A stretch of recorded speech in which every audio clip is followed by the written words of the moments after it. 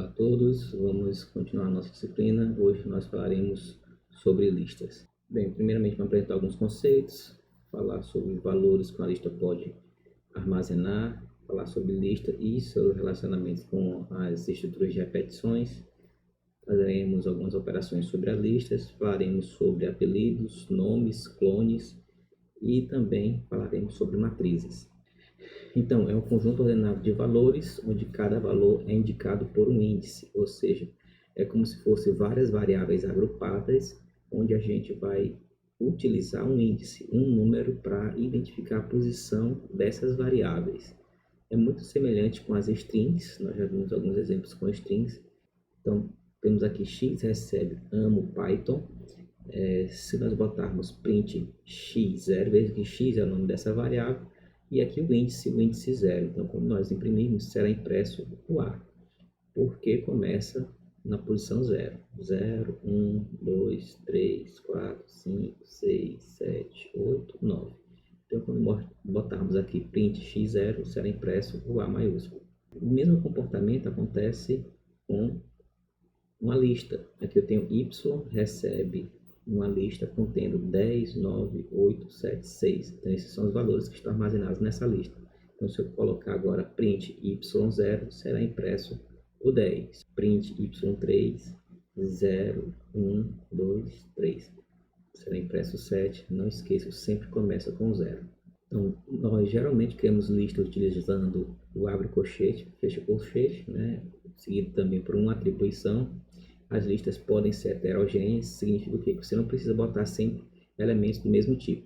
Inteiro, inteiro, inteiro, float, float, float, string, string, string. Você pode botar o que você quiser. Um inteiro, um float, um string, um complexo, um objeto, outras listas, uma lista de listas. Você fica à vontade, você pode botar o que você quiser dentro de uma lista.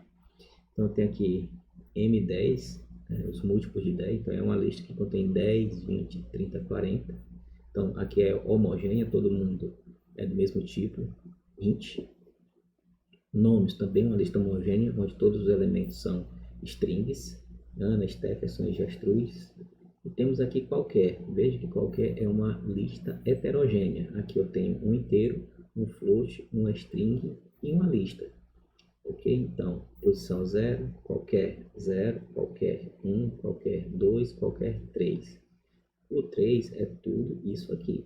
Temos aqui também a variável faixa que recebe o list range 20, 30. Significa o quê? Que o range vai me gerar uma faixa de valores que vai do 20 ao 29, só que fica armazenado dentro da estrutura range. Se você quiser transformar um range, é só colocar ele dentro da construtor list, né? Botar aqui entre parênteses e esse range será transformado uma lista. Nós já fizemos alguns exemplos parecidos com esse, né? Você também pode criar uma lista vazia. Então, bota aqui vazio, recebe uma lista vazia. E depois você pode inserir, remover, fazer o que você quiser nessa lista.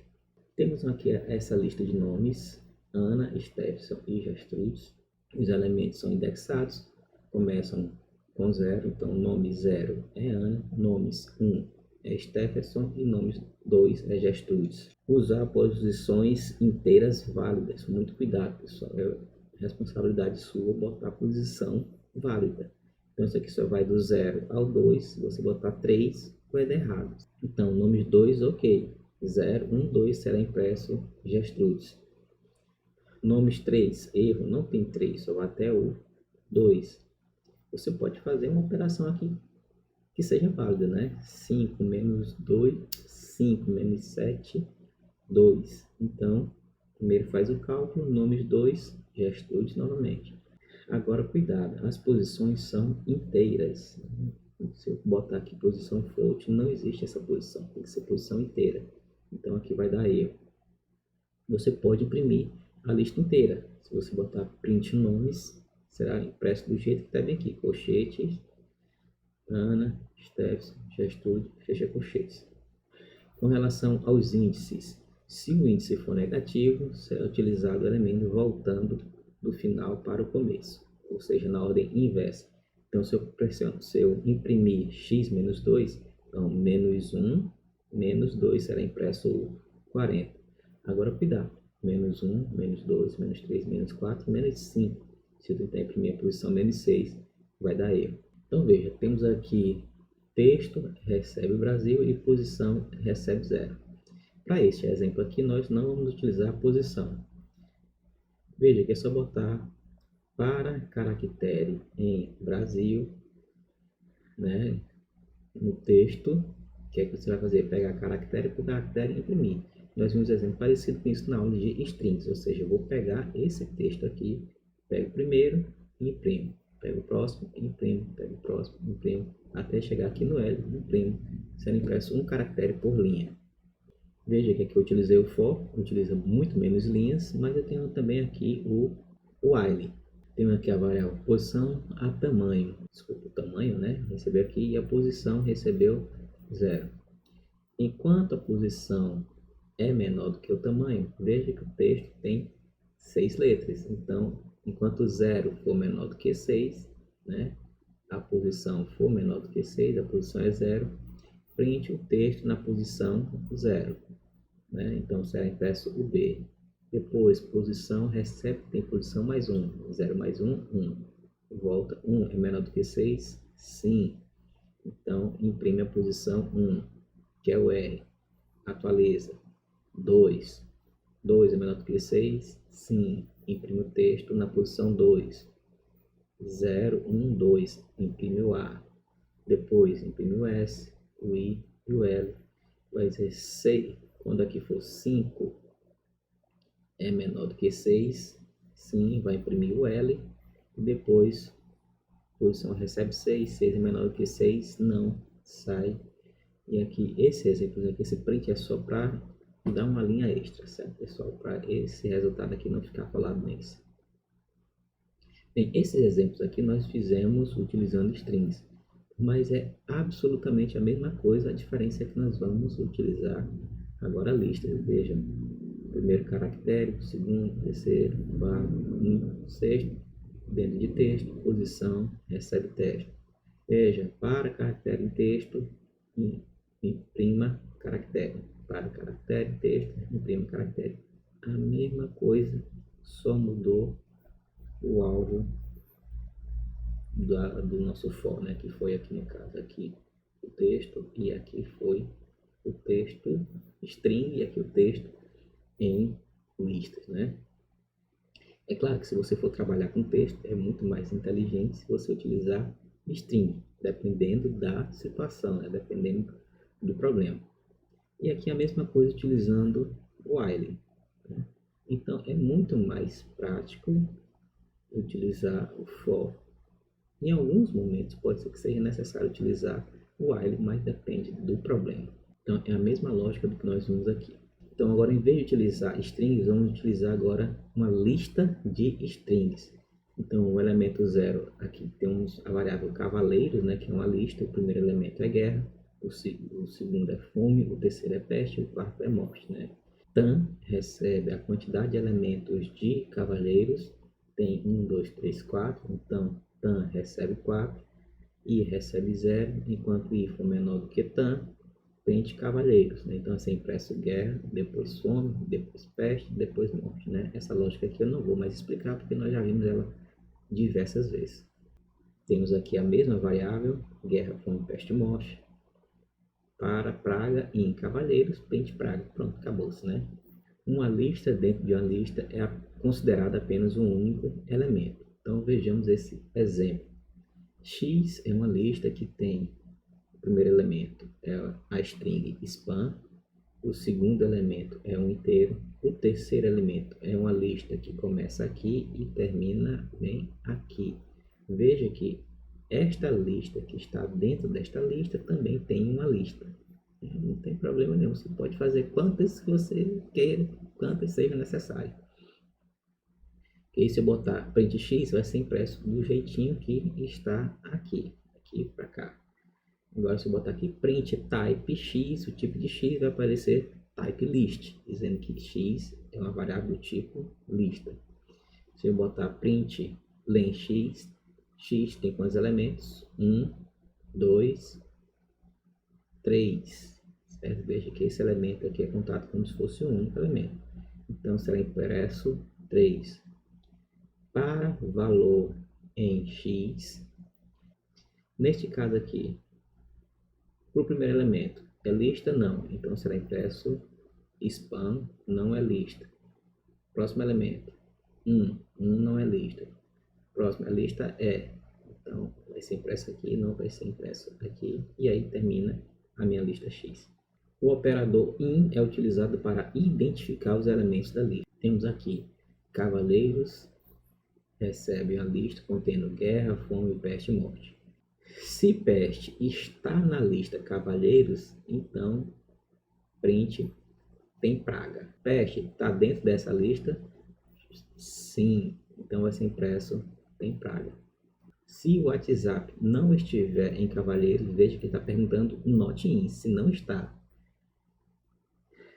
Veja que o WhatsApp não está, então isso aqui retorna verdade. Então, se é verdade, ele vai imprimir se livrou, né? Então o WhatsApp se livrou de ser uma peste. Temos aqui a concatenação, né? Se eu tiver a soma de duas listas, eu vou gerar uma única lista com todos os elementos das duas, né? Então eu tenho aqui a lista 1, 2, 3, tenho a lista B, 3, 4, 5, fazendo a concatenação de A com B, nós teremos 1, 2, 3, 3, 4, 5. 1, 2, 3, 3, 4, 5. Da mesma forma que nós podemos repetir um texto, nós podemos repetir os elementos de uma lista quantas vezes você quiser. Então veja que eu tenho uma lista C que é 1, 2, 3. Se eu repetir 3 vezes, é como se eu somasse 3 vezes. Né? Então vai ser 1, 2, 3, mais 1, 2, 3, mais 1, 2, 3. Vai ficar 1, 2, 3, 1, 2, 3, 1, 2, 3. Tem uma operação extremamente importante, pessoal, que é o fatiamento. Muito cuidado com essa operação, ok? Temos a lista A, B, C, D, E, F. Veja que listas tem aquele problema criminoso que quem desenvolveu tem ódio de ser o último, né? Ele nunca gosta do último, ele chega antes do último. Quando eu fizer lista e botar aqui colchete, 1 a 3, na verdade é de 1 a 2. Então 0, 1, 2. Então ele vai fazer uma sublista contendo apenas B e C. Se eu não informar o primeiro elemento, significa que eu quero ir do primeiro até o antes do último. Então, quem é o último? É 4. Então, vai ser 0, 1, 2, 3. Certo? Então, vai de A até D. Se eu não informo o último, é o que eu quero daqui até o último. Então, vai ser do terceiro até o último. 0, 1, 2, 3. Então, vai ser D, E, F. Até o final. Se eu não informo nem o primeiro nem o último, é porque eu quero todo mundo, né? Ou seja, vai ser uma cópia da lista que nós passamos aqui, no caso lista. Podemos usar o fatiamento para modificar uma lista. Então, nós temos aqui lista A, B, C, D, E, F. Veja que aqui agora eu tenho uma atribuição. Eu estou modificando. Como eu estou fazendo uma atribuição, significa que eu estou modificando essa lista. Eu vou atribuir essa lista aqui, que está aqui, não importa a quantidade de elementos dela, podia ter 2, 3, 4, 5, 1 milhão, mas é importante que eu vou passar por cima de quem? Do 1 e do 2. Então vai ficar A, veja que é o 0, 1, 2. Então sai o índice 1 e o índice 2 e entra XY. Então vai ficar A, XY, D, E, F. Também por fatiamento é possível substituir elementos de uma lista, né? Então, nós temos aqui A, B, C, D, E, F. Dos elementos 1 e 2, eu vou substituir por uma lista vazia, significa que eu vou remover esses dois. Então, vai ficar só A, B, D, A, D, E, F. Nós também podemos utilizar a função del. Veja que eu tenho aqui a minha lista de A até F. Se eu disser del lista 0, significa que eu vou eliminar o elemento 0. Então sai o A, fica B, C, D, E, F. Eu posso também fazer um del de vários elementos. Então aqui eu vou eliminar de 1 ao 3. Veja que eu estou utilizando essa lista aqui, certo, pessoal? Não estou mais utilizando essa, estou utilizando essa aqui, que foi o resultado da operação seguinte.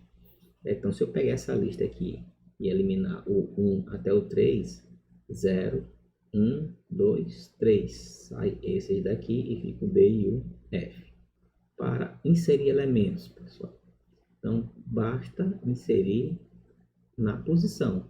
Então, veja que eu tenho essa lista aqui, A, B, F. E eu quero inserir na posição 1, 0, 1. Bem aqui, a lista B, C. Então, é nessa posição. Então, vai ficar A, B, C, D, F. Ok? Eu posso também, lá na posição 4, 0, 1, 2, 3, 4, vim aqui inserir o elemento E. Então, afasta para cá, bota o E e fica o F.